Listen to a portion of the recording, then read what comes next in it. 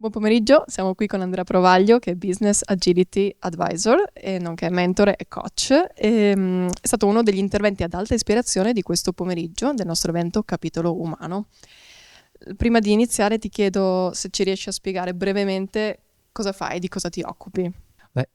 Intanto molte grazie per l'invito. Sono un Business Agility Advisor.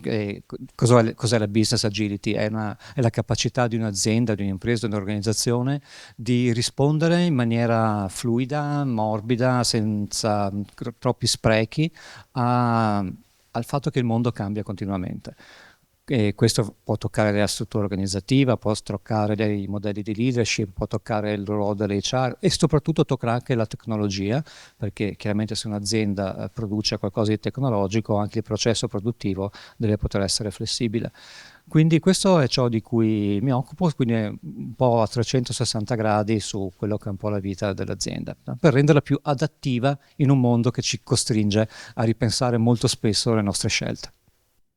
E alla luce della tua poliedrica esperienza, anche con tante organizzazioni, ti chiedo qual è secondo te la chiave per una evoluzione, per un'innovazione, per un progresso che sia realmente sostenibile in chiave tecnologica e soprattutto umana? Intanto è una domanda veramente da $1 milione a cui è molto difficile rispondere in breve tempo.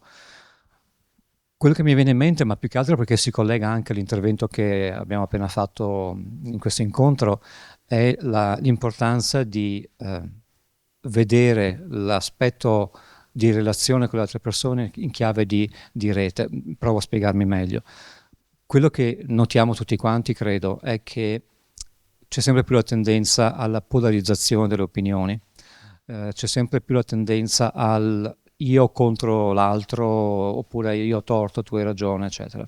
Questo un po' è spinta purtroppo anche da un certo uso della tecnologia. Alcuni social vengono utilizzati, non dico per polarizzare, ma vengono utilizzati in un modo che alla fine produce polarizzazione. E nel fare questo chiaramente quello che perdiamo è la capacità di mettere veramente a frutto l'intelligenza collettiva di tutti. Nel momento in cui stacchiamo il canale di comunicazione e invece di ascoltare cerchiamo di convincere l'altro, automaticamente l'intelligenza collettiva diminuisce.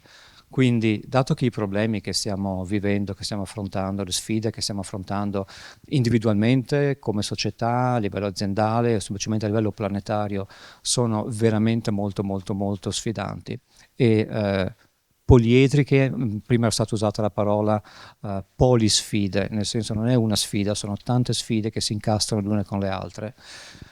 Credo che l'unica cosa sia veramente mettere a frutto l'incredibile capacità creativa che l'umanità, se volesse, avrebbe. E questo si può fare solo con un'apertura all'ascolto, una inclusione di punti di vista differenti e la capacità di fare rete, di fare squadra. Poi possiamo parlare dal punto di vista ovviamente anche tecnologico. Una cosa che temo, volendo dare una nota un po' invece più triste, una cosa che temo è che in questo momento non tanti stanno vedendo quelle che sono le potenziali implicazioni negative dell'intelligenza artificiale. Perché l'AI, per poter funzionare su larga scala, ha bisogno di data center immensi che consumano una quantità incredibile di elettricità e producono molto calore che va disperso. Ma il problema vero non è tanto questo, è quanto il fatto che, essendo che l'intelligenza artificiale è smaterializzata, è una cosa digitale, non c'è un limite fisico alla richiesta che possiamo fare. Questo è stato anche uno studio di una università in Norvegia.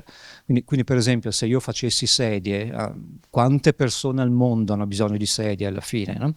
C'è un limite naturale alla necessità di continuare a produrre questa cosa, mentre non c'è con tutto ciò che è digitale. Quindi il rischio che potenzialmente la fame delle applicazioni fatte tramite l'AI aumenti senza un tetto massimo potrebbe portare effettivamente a risultati disastrosi a livello energetico e ambientale. Quindi questo chiaramente è solo una parte piccola di tutti gli altri problemi, ma mi sono sentito di volerlo dire in questo momento in cui si parla tanto degli AI nel suo potenziale, ma non ne si vedono le implicazioni né a livello etico e né a livello ambientale.